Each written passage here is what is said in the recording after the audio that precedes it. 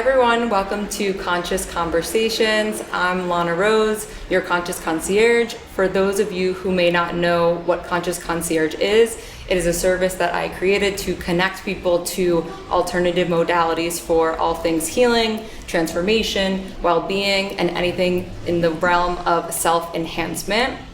Conscious Conversations is what we're doing here today, which is a platform where you can tune into these modalities and listen to the experts themselves explain a bit about their area of genius. Today, our guest is Elizabeth Ramirez, who is one of my closest friends and the most beautiful souls I've ever met on this planet Earth. I'm so excited to have this conversation with her. Elizabeth is a mentor to leaders, creators, entrepreneurs, artists all over the world. She is an expert in all things psilocybin and all things mushrooms. She is from Medellin, Colombia. She very much embodies the beauty and the magic of this city, and I'm so excited to have this conversation with her today. I am Hermosa. Thank you for inviting me. I'm very excited and very honored to be here having this conversation with you. I feel that the things that we're going to be talking about today are the fruit of a very long process. I'm so excited to be part of this creation of yours. I know that it comes from your heart, and I have seen all the process through which you have give birth to this. So I'm so excited and honored. Okay, so let's dive in. Why don't we start with how we know each other and a little background on us and why we're here today together.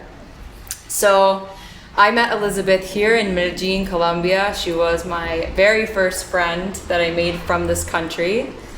I met Elizabeth when going to my very first plant medicine experience, and she was very experienced in this world, and I was very much not. Love that. And this is a story I love sharing, because since the moment that we met, accidentally, like unexpectedly, we have been so close, and I'm so proud of the woman that I'm seeing sitting here next to me, because we met in a plant medicine ceremony. In the way there, I was with some friends, and then they said like, oh, we should go pick up these girls that are going to the ceremony as well, and you were one of them. It is so different when you connect with people in this type of spaces, because it's when you're in a ceremony, when you're in a setting, it can be any type of self-growth setting, you're so open, so vulnerable, and the other people is too, so you get to connect at such a deeper level from the first moment. It was so special for me. Okay, so since we met at a plant medicine journey, I would love to talk about how we've both changed since starting the journey of plant medicine, how our friendship has changed. Yeah. Tell me how you feel like you've changed since starting plant medicine. For me, plant medicine, as you were sharing at the beginning, I work with entrepreneurs, with business leaders, with creators, and I used to be a consultant at a very well-known firm. I used to work for McKinsey, and when I was in that world, that was like already 9 years ago, I was already starting my path with ayahuasca, and I was so afraid people was going to judge me. It was something nobody was talking about. I was afraid that I was like too hippie for my corporate friends, and I was very corporate for my spiritual friends. Sí. And the greatest gift that plant medicine has given me is to explore myself. I realized that if I get to be this human being, I really want to know what she's about. What are the places in which she can work? What are the things that I can see from a very different perspective? It is a work that humbles me a lot every time. It is a world through which I have understand that if I really want to create an impact in the world, I first have to work on myself. And now, being in service for years, I get to realize that the first service is being in service of the human I am, not falling short in the type of life experience that I want to create. I wouldn't be the person I am today if it wasn't for plant medicine and its integration. I get to this amazing place in which I download information, I see things differently, I get to share with different realms and explore a lot of who I am as a human being and in my energy and as a leader. But the real work and the real ceremony is life. And I feel that the gift of living the most authentic life I can is something that I'm forever grateful about plant medicine. How do you think that it has changed you? So many ways. So many ways that you have seen, because you were there for the start of my journey with plant medicine, and a big reason of why I went into plant medicine, seeing you as this beautiful woman who had the corporate background but had all this, you know, these experiences with plant medicine really was a big reason I got into it. So thank you. I love you. How have I changed? Oof. I think the most important thing to note for my journey, I'm sure you can agree with this, for me, is I had really big emotions that were seemingly uncontrollable. I really didn't know how to process those emotions. I also very much was stuck in the same patterns over and over, very self-sabotage, very dysfunctional patterns. After years and years of therapy and working on myself in those types of ways, these traditional settings, I felt like I was still running into the wall. I was still erupting with these big triggers. I was still just in the same circles. And so plant medicine helped me to become aware of myself on a really deep level. And then from that awareness, I was able to really see myself from another perspective. And from that, I was able to make a change. It's hard to explain, but when you see yourself on such a deep level, that plant medicine can really show you. It's like putting a flashlight up to your like inner shadows, like your really inner corners. It's unavoidable. You have to look at it. And it was a process of unlearning and deconstructing. You know, I was somebody with a lot of confidence and a lot of a big personality and a lot of presence, and it definitely broke me down a little bit, where I had to deconstruct, like, who am I really, you know, and who am I really without these outside things that I think I am. And so all that to say, I think it's given me grace. I think it's given me awareness. I see it so much. Thank you. I see it, you know how I see it? I see that when I met you, it was like you fitting in an idea of you, an amazing idea, because you have always been such a beautiful and powerful woman. And now I see you belonging to yourself, like being so complete, being so, like in a holistic way, owning the things that make you unique, that make you authentic, and having love for your shadows as well, and all the things that have been challenging for you, now seeing them as teachers and the reasons why you are here and you're now doing what you're doing and creating the impact that you're creating. That's something that I honor so much. Thank you. Thank you. I think another takeaway with plant medicine was that exactly what you said about teachers. Yeah. I see things as teachers now. You've been a great teacher in my life. And so many people have been teachers, and now when I run into issues where there's friction or there's chaos, a person, a situation, a place, a job, a thing, I view it as a teacher. Another question I had for you was, you mentioned that there's a lot of fear about changing. You know, who will I become when I do plant medicine? Yeah. And you touched on it a bit, but can you expand on what that felt like? And how you got through the fear, because I think a lot of people don't engage with plant medicine because they have fear they will change, that they can't be maybe who they are. And so what could you shed light on? That's something that we shared yesterday in the integration call of a retreat that we were just at, and they were talking about this image that it was a caterpillar talking to a butterfly, like, you have changed, and the butterfly saying, aren't we supposed to? There are many things. I feel that when I started this path, I wasn't really feeling like it would fit anywhere, because I felt I love businesses. I love being a human. I love dancing salsa, and I love everything that this world has to offer. But at the same time, there was always like this deeper call for something that was more transcendental. We have so much fear about exploring who we are, exploring our power, exploring what's available for us. So change for me now has been my greatest teacher, but also I get so excited about change and fear because I know that it is the toll you get to pay to your dreams. See, That fear, if you wouldn't feel the fear, that would mean that you're staying in your comfort zone and that you're really not willing to experience what it is to be human. for me, there was a ton of fear. In that time, I was still in business in a corporation for a TV network.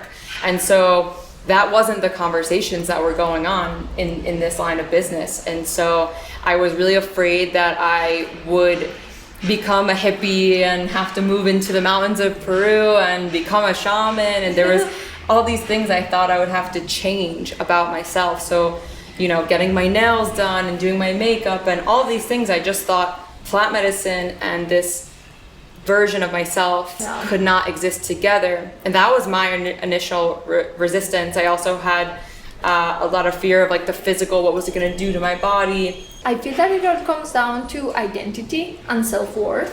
We think we're worthy because we have this job, because we move in this community, because we achieve this or this thing, because we look a certain way, right? And when you kind of like shake that, which is so necessary in this path, to realize that you're worthy not for what you do but for who you are, and finding that place within yourself where you feel so certain that this is the human you choose, and there's no better way, no better day in someone's life than the day that you realize there's no someone else you would like to be except by yourself. But that fear of letting go of an identity that somehow has brought you to the place in which you are today, and it's so valuable, but it's still, there's something that is calling, there's like something that is missing.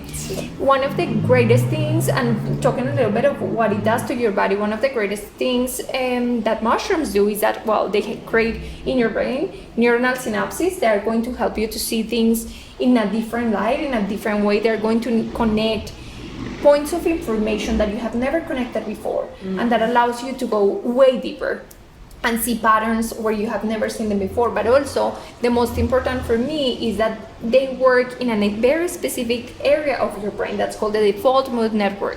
And in the default mode network is where we save our identity, and based on that identity or idea that we have about ourselves, we take all the decisions. Like this that we're wearing today is a way for us to justify the idea that we have about ourselves. The friends that you have, the movies you watch, your job, everything that you have right now in your life is a way for you to mirror that identity you have created. And when you are in therapy with mushrooms, that default mode network goes quiet, and you have the opportunity to redesign what is it that is truly me, what is my truth, what is my essence, and what is it that other people told me I should be. You get to redefine how you want to get to live your life, and what's the role you really get to play in this world. It is so powerful to transform from the very core. Yeah, I love that, and I have experienced that for sure, where you feel exactly what you're saying. Like you feel like your identity is all of these things. So for me at the time, it was like my job and my clothing and my appearance and the way I looked. And so all of those things made me so confident. But with plant medicine, I got to experience that, like, who am I without these identities that I've created? And that was where things got really interesting, right? It's like, what are we really without the identities we've created? I think that is such an important part of psilocybin, working with mushrooms, working with plant medicine in general. We both have a ton of experience with all different plant medicines. And so, yeah, really. It is a whole path, and it is not an easy one. I think that it has taken a lot of courage for us to do what we have done and to be where we are, because that's the other side of this work. When you get to see your potential, it can be very tricky, because then you go back home and you know what you're capable of. You know how the truth feels like, and you cannot lie to yourself anymore, right? You cannot bypass it, and there's this voice that is so constant on you. But then not doing the work, it's harder because you feel that you're incoherent. Coherence is this place in which you think, you say, you feel, and you act in alignment. And after you go to a ceremony and you see how amazing you are, that you're capable of everything, that you're divine, that you're powerful, that you're so full of love, you go back to the world and you stop doing the work, which takes a lot of courage, people tend to feel even worse about themselves. So it's so important for me to let people know that this is not a commitment for a ceremony. This is not a commitment Quick just fix. to go this one day and I'm going to see this and I'm going to change. Yeah. It's something that it becomes your life. Yeah, it's not a quick fix. I think that's the most important thing that we could possibly talk about today, is that it's not the answer to your problems, it's not the quick fix, it's not the solution, it's a tool. Yeah. It's a tool. It's a really, really wonderful tool. And I think that's super important because a lot of the times I'll speak for myself, when I got into this work, I thought, okay, when I go to do ayahuasca, everything's gonna be better. Or like, okay, when I sit with mushrooms with Elizabeth, like my life is gonna change. And it can, and it does, and you get the information to do so. But what you do from there, as you're explaining, is up to you. And that is what is super challenging about the work, is that it's just a tool. Something that I would love to touch on is that for me, there's like a 3 steps process. Every time you feel a call to work on yourself, do self-discovery and do self-development, you get to unlearn many things that you have, that has been like the default you have lived by. Then you start to apply these things into your life. That's what I call self-management. Your life becomes better because you are using these tools.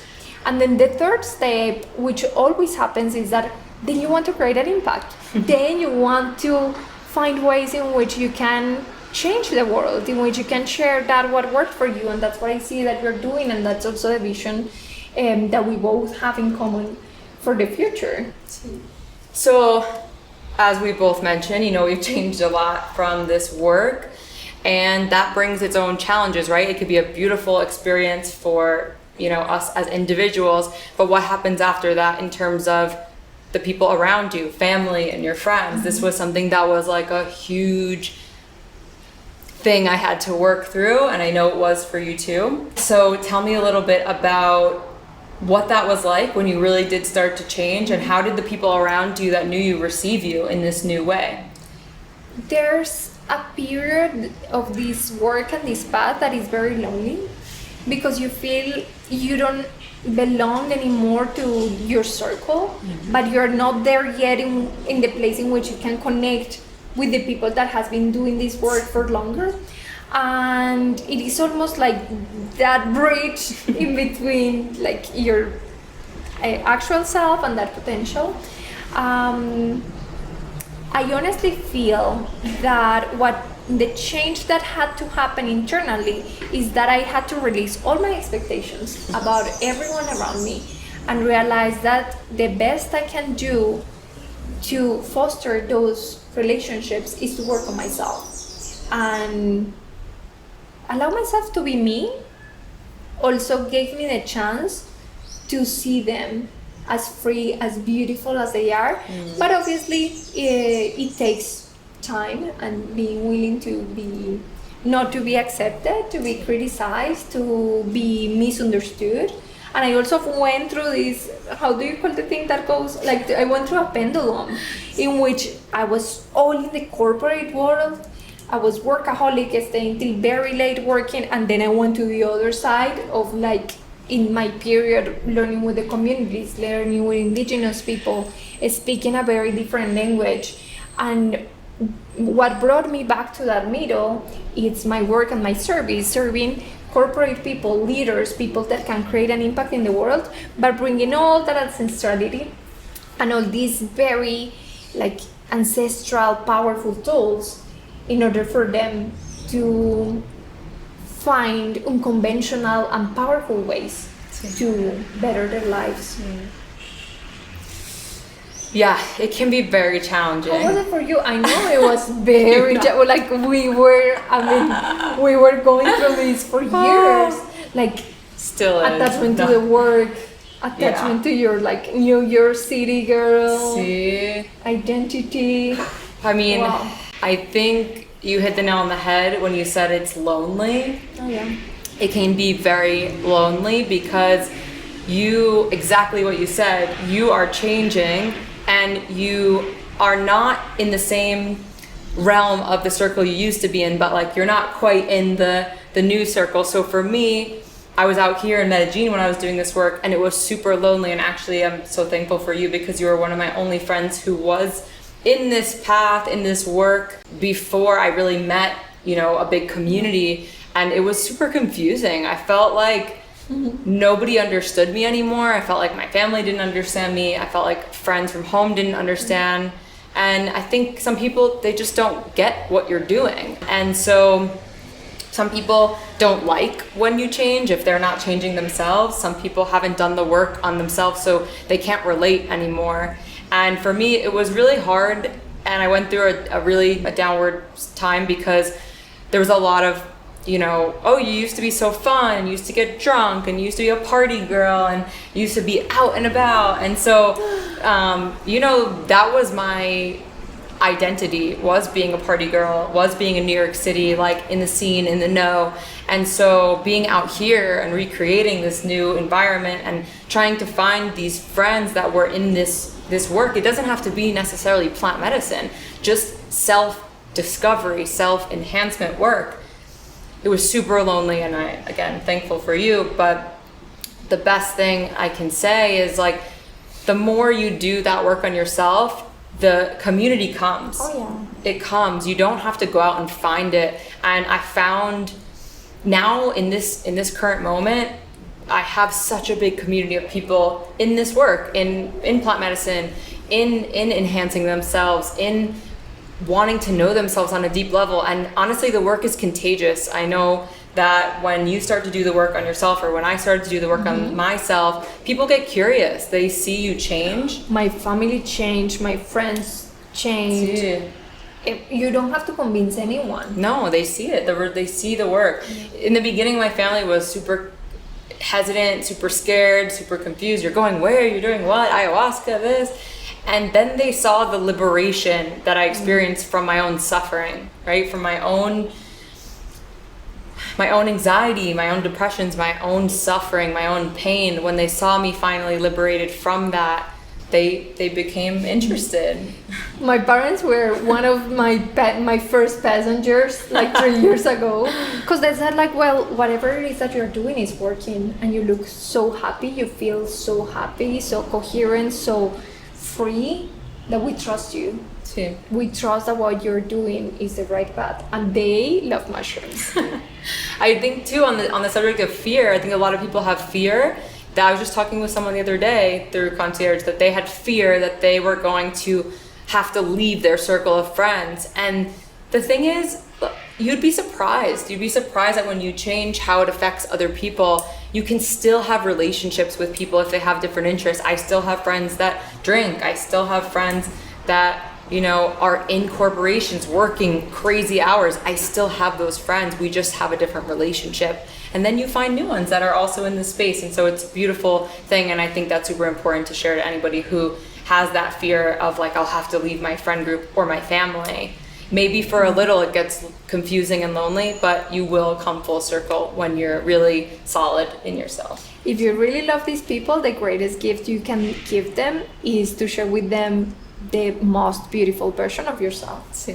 So Bloomberg Business just posted this week about how corporations are starting to use mushrooms and other psychedelics to enhance performance in business, which is amazing. Like, this is not a thing in the future. This is not a one day. This is like a now. It's happening. That's the message I keep trying to explain to people. So what do you feel, as somebody who does this for your profession, how do you feel like psychedelics, psilocybin, can help with leaders in business? And what is your ultimate vision for this for this work? This is my favorite topic because I respect so much that plant medicine is being used for mental health, because it's an amazing tool. But I feel it's not only for people who's feeling bad and they want to feel normal, it's also for people who's feeling good and they want to feel great.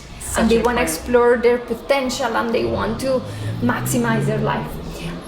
There was an experiment in creativity. Most of the experiments with psychedelics and plant medicine have been about mental health, but there was one that was about creativity, and they took around 40 scientists that have been working on projects and problems without having any solution for at least 3 months, and they all took them in therapy with psilocybin, and the 40 of them, 100% of them found a solution to that problem they have been working on without any success. And from there, they created patents, they created products, they created new technology. This is a medicine of connection. It is the human technology that you get to explore when you plug into the power of your mind, in the power of ideas, unconventional ideas. And when you have an intention, because these are the things that are very important in this work, intention setting, preparation. When you have the intention to create an impact, the relationship with plant medicine shifts, because it's not the plant working for you, but the plant working with you. And what I get to see is people creating new businesses, people having new ideas, people finding their purpose from their heart and seeing what is possible. So the vision I always have is getting together the greatest leaders, heart-driven leaders, people that really want to create an impact, and having the intention of co-creating solutions for all of us as humans, and doing it through plant medicine, finding new solutions. And that's why I feel that Concierge is such a powerful tool, because it is that bridge that connects all these leaders with ancestral tools, with innovative tools, unconventional tools, and gives obviously these leaders an opportunity to lead better, to expand their own businesses, but also to create a better world through their businesses and what they're doing. Yeah, that's, an amazing vision, and I think you're very well on the way to achieving that vision. You're doing the work now, and so I think it would be so cool to imagine world leaders getting together and you facilitating, this experience so they can solve global issues or issues in their business. And to your point, this vision of yours and the vision of mine goes hand in hand with Concierge, because I really strive to be a bridge and a connector to people of all walks of life. Yes, leaders and entrepreneurs and people in business, people that are artists, creators, people in Hollywood, like people who are all different types of people, to bring them into this work. Plant medicine, yes, of course, but all modalities of really finding holistic ways to liberate themselves from suffering, yes, or just self-explore and self-enhance and solve problems. Because like you said, this is a tool that works. This is a tool that's available. And my mission and vision is to really connect people to this work that may not know it's a safe tool. When you have experts like Elizabeth who are navigating this with you and facilitating this with you. So I'm excited to see our visions and dreams come to life. I'd love to talk about our current projects that are coming to life. Obviously, Concierge and your work with leaders and entrepreneurs with plant medicine. But we are also working on retreats all over the world together. These retreats with plant medicine, without plant medicine, encompass many different aspects of the self-discovery, self-enhancement journey. These retreats are in Costa Rica, Colombia, Miami, New York, and we are working with other experts in their craft and bringing this all to life. And so we're very excited about that. Anything you want to share? And also the mentorship programs. I feel that the people that has come through Concierge and that we're doing one-on-one mentorship with, this is a space to really go deep and explore the person that you are, explore what is available for you, explore authenticity, explore what does it mean to live a fulfilled, successful life. one that feels in coherence with your heart, one that feels in that you're walking your truth. I think it's super important. The mentorship is so important, right? The work that you're doing, whether it's somebody who's, trying to navigate something internally or really wants to create and co-create, it's so important to have a guide that has done this work themselves for many, many years. I've seen people really transform along with myself and go so deep. You can go to such different levels. Some people cannot access these deep levels in the subconscious in therapy, in traditional settings. And so this mentorship gives people a tool to be able to work with the medicine, to be able to work with a guide and go deeper in more unconventional ways. I feel it's so powerful to have a safe space in which you can explore all this world, because honestly, it's something that we get to normalize, but it is amazing what it's available for us when we start this energetical exploration, spiritual exploration. I have traveled around the world, but honestly, my greatest journeys have been going inwards. The things that you get to see, the things that you get to feel, the things that you get to experience, the things that you get to know, and when they really land, it's a whole redesign. It's like a deep reprogramming of who you are, and the mentorship allows the space for you to go as deep as you need to gather that information, but also to have the tools to integrate that into your daily life so that you can be a better human being. That's the greatest spiritual experience you get to have. See, I think it's so important, for people to understand like what embarking on plant medicine journey can look like and what it can do for them.